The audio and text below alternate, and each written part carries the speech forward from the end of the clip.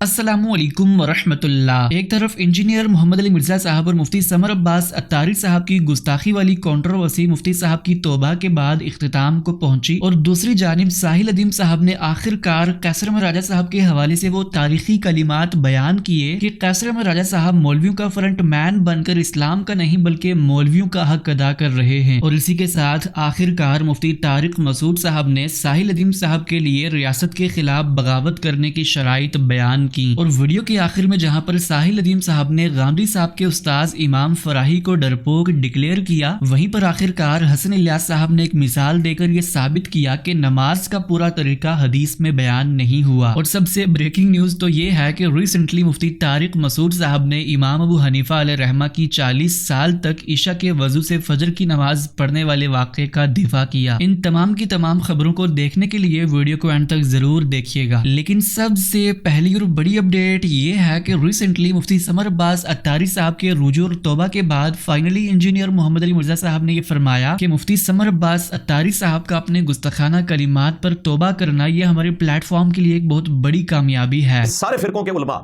सवाए चंद एक के वो इनकी सपोर्ट में खड़े हुए थे, इनके हक में वीडियोस बना रहे थे, और जो गूंगे शैतान बने हुए थे जिस तरह के पिंडी के मुफ्ती हनीफ कुरैशी साहब या लाहौर के डॉक्टर अशरफ जलाली साहब या लाहौर ही से ताल्लुक रखने वाले हजरत मुआज़ अल्लाह ट्रम्प के नाश्ते वाली सरकार हिशाम इलाही ज़हीर साहब, ये सारे गूंगे शैतान भी इनकी सपोर्ट पे थे। क्योंकि ये जुमले अगर मैंने अपनी जुबान से निकाले होते इन्होंने अभी तक हमारी एकेडमी की ईंट से ईंट बजा देनी थी। पूरा मुल्क इन्होंने बंद कर देना था कि नबी इस्लाम की तरफ आपने ऐसी बात खुद से मंसूब कर दी है। ये इस प्लेटफॉर्म को अल्लाह ताला ने कामयाबी दी है कि सारे उलमा एक तरफ खड़े हुए थे सवाए चंद एक के, और हमारे स्टूडेंट्स ने ऐसा जोर लगाया सोशल मीडिया की ताकत से कि बिल आखिर फतवा भी देना पड़ा नजराती काउंसिल के चेयरमैन के मदरसे को, जामिया नईमिया को, प्लस मुफ्ती समर अब्बास साहब हफिज़हुल्लाह ताला ने आकर बाकायदा तौबा भी की और रुजू भी रिकॉर्ड करवाया। तो इसमें अल्लाह ताला का शुक्र अदा करने के बाद मैं अपने स्टूडेंट्स का शुक्रिया अदा करूंगा, ये उनकी मेहनत है। अपनी तौबा वाली वीडियो में मुफ्ती समर अब्बास अत्तारी साहब ने यह फरमाया था कि मैंने वो कलिमात जिन पर इंजीनियर साहब को तहफ़्फ़ुज़ात थे वो हदीस के तौर पर बयान नहीं किए थे बल्कि बतौर मफ़हूम बयान किए थे, जो कि खुद इंजीनियर साहब के उस्ताद हाफिज ज़ुबैर अली ज़ई साहब ने भी बयान किए थे। मुफ्ती समर अब्बास अत्तारी साहब के इन्हीं आर्ग्यूमेंट्स पर रिसेंटली इंजीनियर साहब ने जवाब दिया। इन्होंने उस तौबा वाली वीडियो में कहा कि मैंने तो नबी इस्लाम की हदीस के तौर पे इसको कभी बयान ही नहीं किया, मैंने तो इसको मफहूम के तौर पर बयान किया है। हालांकि 5 वीडियोस में कम से कम, और उसमें से जो अब हमारे पास परसों वीडियो आई है उसमें तो ये डर रहा है बयान करते हुए, और इसको नजर आया कि वामुन्नास को बुरा लग रहा है जब ये बकरे के चस्के वाली बात कर रहा है और बकरों को खुश रखने वाली बात कर रहा है।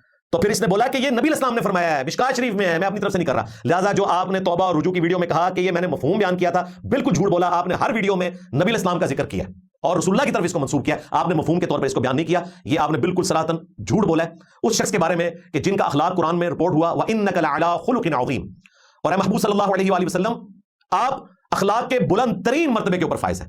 लिहाजा आपका ये कहना कि ये मैंने मफहूम के तौर पर बयान किया था बिल्कुल झूठ है। आपने नबी इस्लाम का जिक्र किया और उन्हीं की तरफ मंसूब किया अपनी हर वीडियो में। इंशाल्लाह हम वो वीडियोस भी अटैच कर देंगे। नबी पाक अलैहि सलाम ने फरमाया मुनाफिक उस बकरी की तरह होता है जो रेवड़ के हर बकरे को खुश रखती है, अपना चस्का भी पूरा रखती है, इसलिए वो जितने बकरे होते हैं वो उसकी फेवर में होते हैं। और फिर वो बकरे सारे पता क्या कहते हैं, ये बहुत अच्छी है, इसकी तबीयत में इंतशार नहीं है, बहुत अच्छी है, ये सबको साथ लेके चलती है। दावा नंबर 4, ये उन्होंने इल्जामी जवाब दिया मुझे। वो मुझे कहते हैं कि जी शेख ज़ुबैर अली ज़ई ने जो अपनी मिशकात की शरह लिखी है उसमें ब्रैकेट में अल्फाज डाल के इसी किस्म का तर्जमा किया। शेख साहब बच गए हैं ब्रैकेट डाल के, खैर जिंदा होते तो मैं ये ब्रैकेट भी उनकी निकलवाता, लेकिन आप अल्लाह के पास जा चुके हैं, अल्लाह ताला को अपने अमाल का जवाब दे वो खुद है। शेख ज़ुबैर अली ज़ई साहब को तो छोड़ें भाई, हम तो हज़रत मुआविया रज़ी अल्लाह तआला अन्हु, हज़रत मुगीरा इब्न शुअबा रज़ी अल्लाह तआला अन्हु, हज़रत अमर बिन आस रज़ी अल्लाह तआला अन्हु के मौला अली के खिलाफ खुरूज को दुरुस्त नहीं समझते और उनके अमाल को अल्लाह के सुपुर्द करते हैं। तो शेख ज़ुबैर अली ज़ई क्या शाय हैं, हमें किसकी दोस्त लगा रहे हो, जिसने कोई पुराना बुजुर्ग नहीं छोड़ा, ना कोई नया छोड़ा, और ना क़यामत तक तुम्हारा कोई बुजुर्गाने बेदीन में पैदा होने वाला छोड़ा, एक रड से उड़ा के परे फेंक दिया। मैं नबी सा है ही कोई नहीं, तेरे बाबे थे शाही कोई नहीं, मुझे दोस्त लगा रहे हो शेख ज़ुबैर अली ज़ई की। हम तो अल्लाह के बंदो तुम्हारे गौसे पाक को आड़े हाथों लेते हैं, तुम्हारे मुजद्दिद अल-अफ़सानी को आड़े हाथों लेते हैं, तुम्हारे इमाम गज़ाली को आड़े हाथों लेते हैं, तुम्हारे मुल्ला अली कारी को नबी इस्लाम के माँ बाप को काफिर डिक्लेयर करने के ऊपर आड़े हाथों लेते हैं। आज मुल्ला अली कारी का रेफरेंस पेश कर रहे हैं उस शख्स का जिसने नबी इस्लाम के माँ बाप को काफिर साबित करने के लिए किताबें लिखी हुई हैं।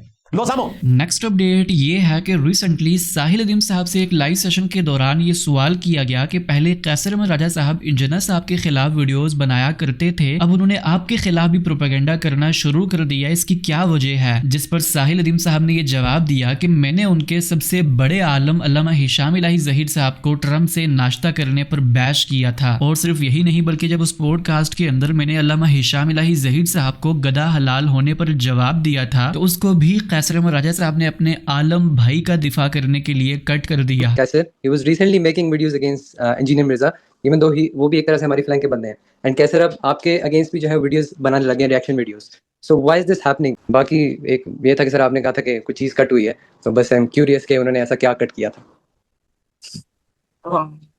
अच्छा, उन्होंने ऐसा क्या कट किया? उन्होंने कुछ सवाल मुझसे पूछा था आलिम का और मेरा, और वो अहले हदीस स्कॉलर हैं, उनका नाम है मिक्स करता हूँ उनके भाई से, कि भैया वो उनको क्या मसला आपसे और क्यों आपके खिलाफ ये वाला, क्योंकि उन दोनों नया नया मस्जिद में जाके वो खुतबा दे दिया था और बड़े तज़हीक वाला खुतबा दिया था, जो कि समहाउ जब भी कोई मौलवियों की तरफ से रिप्रेजेंटेटिव होता है ना, सिर्फ कैसे की बात नहीं करेंगे, is a good man, they just become डम ऑल ऑफ अ सडन. जब भी मौलवियों को रिप्रेजेंट करता है, ऑब्वियसली दे हैव टू डम इट डाउन, बिकॉज आईक्यू तो कैसे लो एंड आर्गुमेंट को हाई एंड रीफ्रेजिंग तो नहीं मिल सकती.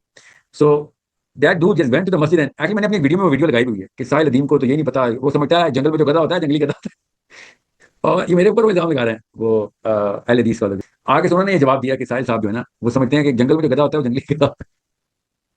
सो आई टोल्ड हिम कि भैया बात सुनो, 6th ग्रेड बायोलॉजी नहीं आती जिस बंदे को, उसको तुम आलिम कह रहे हो. कि भाई गधा हलाल है गधा हराम है, मेरा और साहिल अदीम जैसे लोगों का क्या लेना देना इस चीज़ से? फ़िक़्ह के जो मामलात है फ़िक़्ह के, उसमें उनकी भी एक्सपर्टीज़ नहीं है, मेरी भी नहीं है. चलें शामिल ज़हरी की तो फिर शायद होंगी, मुझे पता नहीं है कि वो उनकी एग्जैक्ट क्वालिफिकेशन क्या है, लेकिन वो आलिम दीन है ये तो हमें पता है, लेकिन वो आलिम दीन है ये तो हमें पता है, लेकिन वो आलिम दीन है ये तो हमें पता है.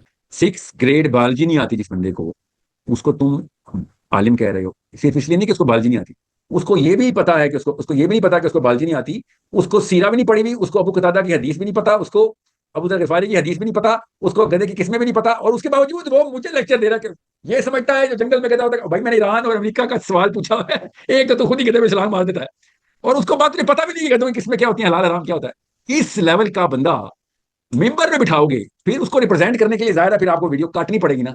इनको ये नहीं पता कि अबू कतादा ने अबू कतादा ने गधा शिकार किया, अल्लाह के नबी सल्लल्लाहु अलैहि वसल्लम को पेश किया उन्होंने, वो जंगली गधा था, जंगल में पाया जाता है तो वो समझता है जंगली गधा. इन लोग ये वो समझते हैं दुनिया में एक ही गधा है, और दूसरा गधा इसको ये ज़ीब्रा कहते हैं, जो कि इनके ख्याल से जंगली गधा ज़ीब्रा है. नाऊज़ बिल्लाह, ये लोग समझते हैं कि अरब में ज़ीब्रे होते थे. ये इस लेवल के जाहिल हैं. This is the person who we put on the मस्जिद, और ये अहले हदीस का टॉप स्कॉलर है. ये समझता है कि अरब के सहराओं में ज़ीब्रे आते होते थे पहले 1400 साल पहले.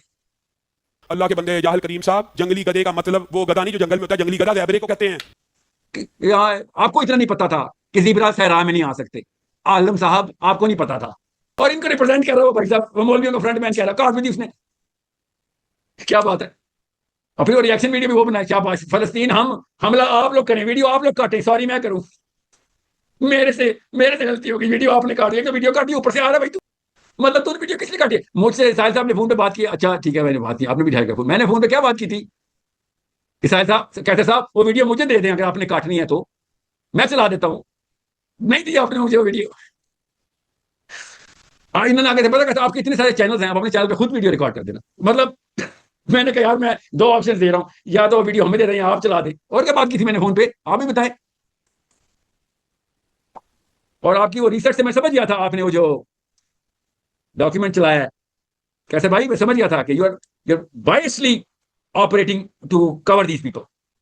इस्लाम का हक नहीं पूरा कर रहे हैं आप, मौलवियों का हक पूरा कर रहे हैं. इस्लाम में इंसाफ है, सिंपल सी बात थी. nationalprayerbreakfast.com चेक करो क्यों करते हैं वो लोग, इतनी सी बात थी. 6वीं क्लास का बच्चा ये रिसर्च करता तो पहला डॉक्यूमेंट ये खोलता, सामने लिखा हुआ था, जिन्होंने करवाया ब्रेकफास्ट उन्होंने खुद बताया क्यों कराया.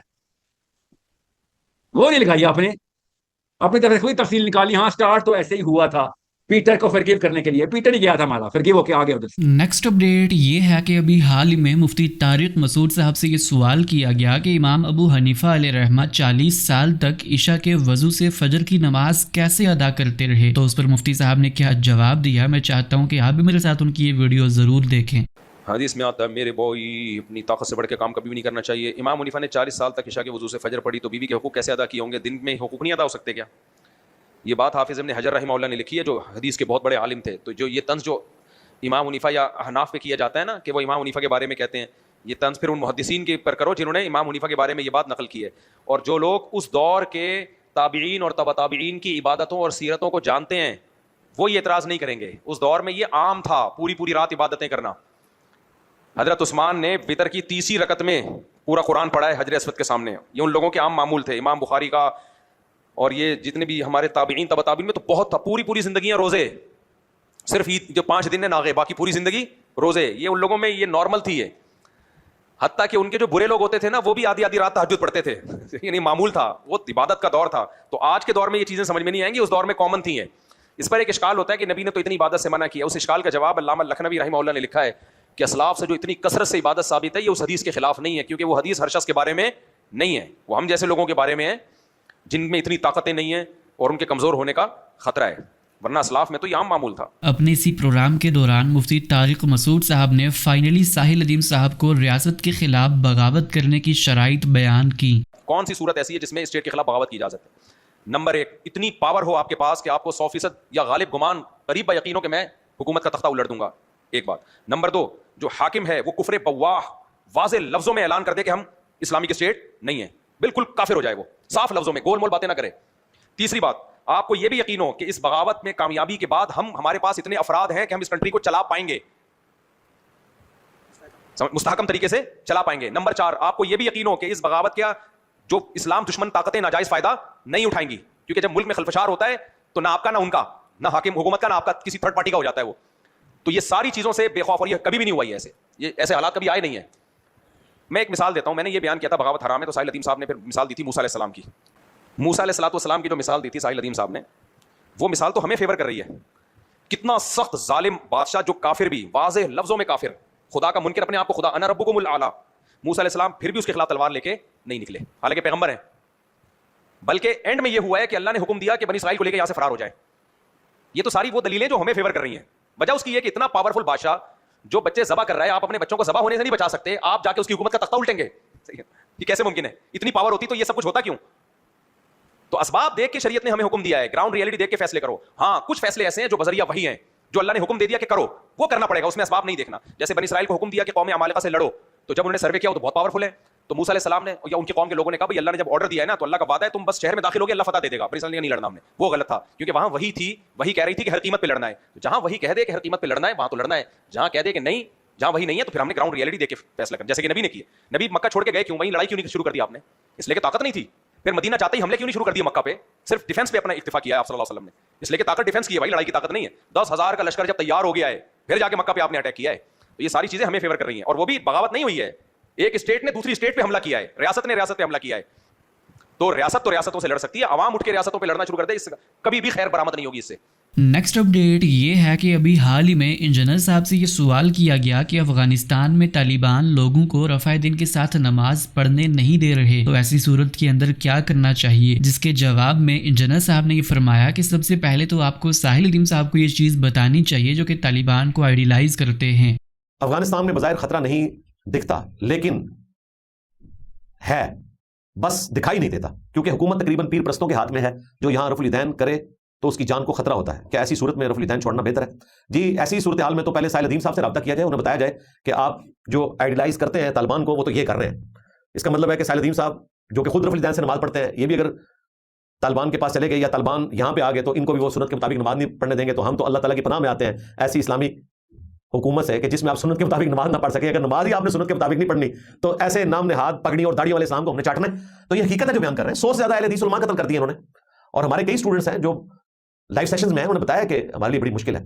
تو اگر یہاں تک صورتحال ہے تو آپ کوشش کریں کہ اگر کوئی اہل حدیث کی کوئی مسجدیں بچ گئی ہیں تو وہاں جا کے نماز پڑھیں, اور اگر واقعتاً جان کو خطرہ لاحق ہو جائے تو ٹھیک ہے, پھر آپ گھر میں نماز پڑھیں بھائی. نیکسٹ اپڈیٹ یہ ہے کہ اسی لائیو سیشن کے اندر ساحل ندیم صاحب نے حسن الیاس صاحب کو یہ جواب دیا جو انہوں نے یہ فرمایا تھا کہ اسلام میں غیرت کا کوئی تصور نہیں, جس پر ساحل ندیم صاحب نے یہ فرمایا کہ آپ نے تو قرآن کی ہر تیسری آیت کو نبی اسلام کے دور کے ساتھ اسپیسیفک کر دیا ہے, اور یہی سٹنٹ امام فراہی علیہ رحمہ نے بھی مارا تھا جو کہ ڈرپوک انسان تھے. وہ دوسرا جو چھوٹو جو مجھے کہہ رہا ہے طالبان والے اسلام لے کے آئے, ساحل صاحب کہتے ہیں طالبان والا اسلام. میں نے کہا آج تک کب کہا ہے, میں نے آج تک کسی ایک جملے میں نے بھی بولا طالبان والا اسلام چاہیے.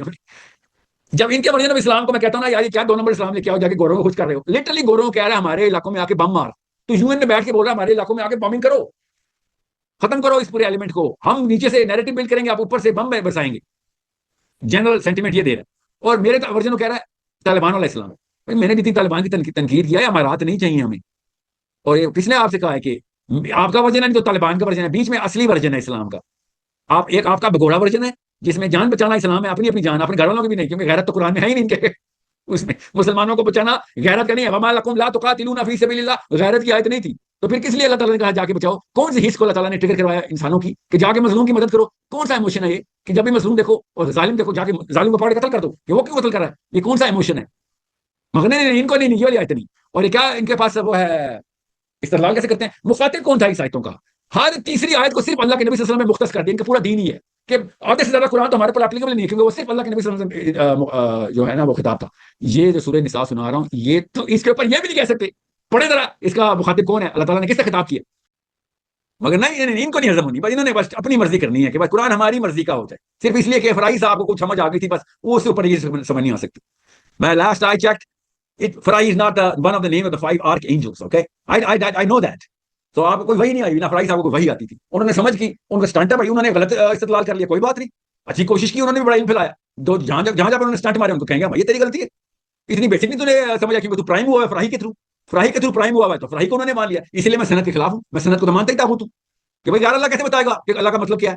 صرف اللہ اس کا رسول بتائے گا، سنت نہیں بتائے گی. اللہ اس کے رسول کے احکام کا مطلب کیا ہے، اس آیت کا مطلب کیا ہے، اصول بتائیں آپ، استدلال نہ بتائیں. اصول 1400 سال پہلے سے لے کے آئیں گے ہم، استدلال 1400 سال پرانا نہیں لے کے آئیں گے ہم. استدلال ہر زمانے کا کریں گے، اصول ہمارے پاس 1400 سال پرانی ہونی چاہیے. انہوں نے کیا کیا؟ فرائی صاحب سے اصول لے لی. فرائی صاحب نے گفٹ دیا ترکے میں امین حسن اسلائی کو، اسلائی صاحب نے استدلال کو اصول بنا لیا. انہوں نے اٹھا کے پورا کا پورا منہج کھول دیا ان کے نیچے. اس کے اثرات ہیں یہ جو آپ نے جو پچھلا نام لیا وہ بھی، اور اب یہ جو جماعت اسلامی کے چھوٹے چھوٹے آئینس پھر رہے ہیں وہ بھی، all of them are polluted. اسی لیے مودودی ان کو پتہ نہیں کون سا ڈیوینٹ لگتا ہے، اور ڈاکٹر اسرار ان کو کوئی خارجی لگتا ہے. سمپل سی آیتیں بھائی، سمپل سے مطلب ہے. آپ ہمیں کاؤنٹر کر دینا آیتوں سے کہ وما لکم لا تقاتلون فی سبیل اللہ کا مخاطب ہر مسلمان نہیں ہے، تنسیخی آیت ہے، یا چلے مخصوص اللہ کے نبی صلی اللہ علیہ وسلم کے لیے. آپ ہمیں بتائیں وہ اصول کہاں سے لے کے آ رہے ہیں آپ، کہ آپ نے 1400 سال پہلے اس کو لاک کر دیا اللہ کے نبی صلی اللہ علیہ وسلم کے لیے. پوری آیت کا مضمون ہم نے کم از کم 10,000 دفعہ پڑھا ہے، ہر اینگل سے پڑھ لیا ہے، ہر تفسیر میں پڑھ لیا ہے. صرف آپ کو یہ لگتا ہے، خود ہی لگتا ہے بغیر کسی اصول کے، کہ نہیں یہ والی آیتیں صرف اس وقت تخصیص کر دیں گی. کیوں کر دیں؟ جہاں کرنی ہوگی ہم کر لیں گے، یہاں پہ کیوں کرنی ہوگی وہ اصول بتا دیں. نہیں پھر یہ اصول نہیں بتائیں گے. مگر اس سے تو کیا ہوگا، اس سے تو پھر امریکہ کو خطرہ لاحق ہو جائے گا. تو آپ امریکہ کو خطرہ بچانے کے لیے بیٹھے نا، ہمیں پتا، میرا تو کیس ہی ہے. میں تو اصول یہ ظاہر کر رہا ہوں کہ بھائی آپ غیر اللہ کو سیکیور کرنا چاہ رہے ہیں. یور سائیکالوجی اس کے غیر اللہ خوش ہو جائے کیونکہ وہ بڑا بلی بن گیا، وہ بڑا بلی بن گیا، اس کا غصہ آئے گا تو وہ ہمیں مار دے گا. اگر اس کو غصہ نہیں آئے گا تو نیچے نیچے سے جو کچھ کر سکتے ہو کر لو. یہ ان کا ٹوٹل پلان ہے، ٹوٹل امتزاج منہج یہ ہے ان کا. یہاں تک کہنا شروع ہو گئے ہیں اب یہ کہ مسلمان جب تک جیتنے کی 100% گارنٹی نہ ہو تب تک جہاد نہیں کر سکتا. نعوذ باللہ. یہ دیکھیں اصول کہاں سے بناتے ہیں، اصول دیکھیں ان کی کہاں سے آئے ہیں، کون سی ہوا سے نکالتے ہیں اصول. پوری سیرہ کا پورا سیرہ ایک دفعہ ایسا ہوا تھا، ٹوٹل ایک دفعہ ایسا ہوا تھا غزوہ حنین میں کہ ہماری طاقت بڑھ گئی تھی مشرکین سے زیادہ، اور وہ ایک غزوہ ہم ہار گئے تھے. یہ ٹوٹل ان لوگوں کی علمی اوقات ہے. اتنی عمر ان کی ضائع ہو گئی. عہد میں ہم ویک جہاد کیا، بدر میں ہم ویک کہتے نہیں، ہم جہاد کے لیے تو گئے نہیں تھے. اللہ نے قرآن میں بتا دیا کہ میں نے تم سے کرایا جہاد. چھوڑا باقی کسی کی بات کو، اللہ نے کہا میں نے کروایا تم سے. آپ کو اللہ سے بھی زیادہ نعوذ باللہ پتہ چل گیا کہ جہاد کب کرنا ہے. اللہ کہہ رہے تم کمزور تھے، میں نے کروایا. تم اس قافلے کی طرف جانا چاہتے تھے، میں نے تمہیں جان کے اس قافلے کی طرف راؤٹ کیا تاکہ وہ کسے ہی نہ رہے پیچھے سے. خندق میں ہم طاقتور تھے، نہیں جی ہم ویک تھے. خیبر میں طاقتور تھے، بالکل بھی نہیں ویک تھے. کینوکا کے ساتھ طاقت میں ہوں گے، بالکل بھی نہیں ویک تھے. بتانا گنوانا شروع کروں، ساری کی ساری لڑائیوں میں ہم ویک، صرف ایک لڑائی میں ہم طاقت میں تھے. طائف میں ہم ویک تھے، حنین میں ہم طاقت میں تھے. جب ہم طاقت میں آئے لڑائی ہار گئے تھے. ہم مفت کا اپنی طرف سے اپنی لفظ کے مطلب بھی خود نکال لیتے ہیں، آیتوں کے استدلال بھی خود ہی کر لیتے ہیں. کیوں؟ فرائی صاحب ڈرپوک آدمی تھے. بس لوگ مسندوں کے اوپر بیٹھ کے تفسیر لکھتے ہیں، یہ مسندوں کے نیچے چھپ کے تفسیریں لکھتے ہیں. یہ بات ہے اصل میں ان کا مسئلہ. زیادہ تر پاکستانی انڈین علماء میں یہی نوٹس کر رہا ہوں کہ جب یہ تحقیق کرنے جاتے ہیں یہ مسند کے نیچے چھپ جاتے ہیں. نیکسٹ اپڈیٹ یہ ہے کہ فائنلی حسن الیاس صاحب نے ان لوگوں کو جواب دیا جو لوگ یہ دعویٰ کرتے ہیں کہ ہم نے نماز کا طریقہ حدیث سے لیا ہے. انہی کو جواب دیتے ہوئے حسن الیاس صاحب نے یہ مطالبہ کیا کہ اب باقی تمام چیزیں چھوڑیں، بس حدیث سے نماز میں ہاتھ اٹھانے کا صحیح طریقہ ثابت کر دیں. باقی ہم کہاں سے اخذ کر رہے ہیں؟ نماز پیغمبر سے اخذ کر رہے ہیں، پیغمبر کی ذات سے اخذ کر رہے ہیں. اس نے اجماع اور تواتر کے ذریعے اس کو پہنچا دیا ہے. اس اجماع اور تواتر میں جو چیزیں آئی ہیں ان کا بیان، توضیحات حدیثوں میں بھی آ جاتی ہیں. اچھا جناب کوئی ایک مثال بتا دینا آپ کہ مطلب ہم نماز میں پڑھتے ہیں وہ حدیث میں موجود نہیں ہے. چلیے سب سے پہلے مثال لے لیتے ہیں کہ آپ نماز کے اندر آپ نے کھڑے ہونا ہے اور ہاتھوں کو اٹھانا ہے اور اٹھاتے ہوئے آپ کی کیفیت کیا ہوگی یہ کسی حدیث نے مجھے بتایا. اور ہاتھ تو میں یوں بھی اٹھا سکتا ہوں، ہاتھ میں یوں بھی اٹھا سکتا ہوں، ہاتھ میں پیچھے سے لا کے بھی اٹھا سکتا ہوں. زیر بحث ہی نہیں ہے، اس لیے کہ لوگ جانتے ہیں. اب بتائیں. بالکل یہ مثال دی ہے صرف، یہ بتانا یہ مقصود ہے کہ جب آپ اس سے ثابت کرنے جائیں گے تو 10 سوالات لوگ پوچھیں گے، 10 سوالات لوگوں کے پیدا ہوں گے کہ بھائی یہ جو کیفیت ہی بتائی ہے یہ تو میں کسی اور طریقے سے کر لیتا ہوں. تو وہ امت کا علم آپ کو دیکھ کے نماز اخذ کر رہا ہے. اور میں نے تو اس سے آگے بڑھ کے بات بتائی ہے کہ کوئی ایک حدیث بھی یہ بتائی نہیں رہی کہ آؤ میں بتاتا ہوں کہ نماز پڑھنی کیسے ہے، ایک روایت بھی نہیں بتا رہی.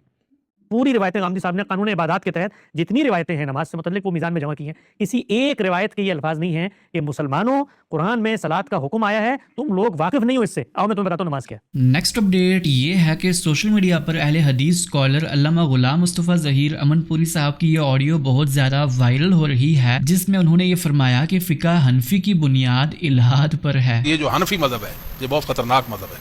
اس کی جو بنیاد ہے حنفی مذہب کی وہ الہاد پر ہے، بنیاد اس کی الہاد پر ہے. یہ وہ گروہ ہے جو امت سے کٹ گیا، یعنی امت سے مراد اسلاف امت ہیں، ائمہ محدثین ہیں، ان کے منہج اور عقیدے سے بالکل ہٹ گیا، نہ ان سے علم لیا نہ عمل لیا. قرآن و حدیث کی منچائی تفسیریں اور تعبیریں کی، جو جی میں آیا بھائی یہ قرآن ہے اس کا یہ مطلب مانا، یہ حدیث ہے اس کا یہ مطلب ہے، بس یہ کیا. حق اور باطل کو گڑمڑ کر دیا. انہوں نے حق کو مٹانے کی عادت کوشش کی. سب سے بڑی کوشش یہ تھی کہ اہل حق سے یہ کٹے، ائمہ دین سے کٹ گئے، ائمہ ہدا سے کٹ گئے، ائمہ اسلام سے کٹ گئے. جو مصابیح الہدا تھے، جو ہدا کے روشن چراغ تھے، ان چراغوں سے انہوں نے منہ موڑ لیا اور ان کے دشمن بھی بن گئے. نہ ان کے علم پر ان کا اکتفا تھا، نہ ان کے عمل پر اکتفا تھا. ان کے علم کے مقابلے میں نے الگ سے علم متعارف کرا امت کے اندر، اور ان کے اعمال کے مقابلے میں اعمال وضع کر دیے. پورا ایک مذہب اور دین جو محدثین ائمہ دین کے پاس جو دین تھا اس کے مد مقابل ایک دین وضع کیا، پورا دین وضع کیا. کیا روزہ، کیا حج، کیا زکوٰۃ، کیا اعمال، کیا عقائد، ایک ایک جزی انہوں نے محدثین کے برخلاف کی. اب ان کے پاس حق کہاں سے آیا؟ یہ اپنے تک خوش ہیں، ہماری بڑی تعداد ہے، ہم جناب پوری دنیا میں پھیلے ہوئے ہیں، ہمارے ادارے ہیں، ہمارے مدارس ہیں، ہمارا یہ ہمارا وہ ہے. یہ کسی کے حق پر ہونے کی دلیل ہی نہیں ہے. حق انسانوں کی بنیاد پر تو نہیں تولا جاتا نا، انسانوں کو حق پر تولا جاتا ہے. یہ اس نظریے پر رہ گئے بیچارے اور کوشش میں لگ گئے کہ لوگ زیادہ سے زیادہ ہمارے ساتھ مل جائیں، زیادہ سے زیادہ ہمارا دھڑا بڑا ہو جائے. بس دھڑے کو بڑھانے کی کوشش میں یہ لگ گئے اور انہوں نے بہت ظلم کے اس امت پر اللہ کی صفات میں بگاڑ لایا. اللہ کی صفات میں توحید الاسماء و صفات میں یہ مشرک ٹھہر گئے. یہ دیوبندی فرقہ، یہ بریلی فرقہ، یہ سارے گمراہ مشرک گندے فرقے ہیں اس امت کے اندر. ان کے اندر بہت غلاظت ہے، عام لوگ نہیں سمجھتے ان کی غلاظت کو. یہ کتنے غلیظ اغلظ ہیں، کتنے نجس انجس ہیں یہ لوگ. انہوں نے اتنا بڑا اللہ کے دین کے مقابلے دین گاڑ لیا. عقیدہ توحید کے مقابلے میں ایک عقیدہ وضع کیا، بھائی یہ توحید ہوتی ہے. بھائی جو توحید صحابہ کے پاس نہیں، تابعین تبع تابعین ائمہ دین کے پاس نہیں، تم کہاں سے یہ توحید لے آئے ہو؟ بہرحال یہ تھی آج کی ساری اپڈیٹس. ملتے ہیں اسی طرح کی نئی اپڈیٹس کے ساتھ، تب تک کے لیے اللہ حافظ. السلام علیکم ورحمۃ اللہ.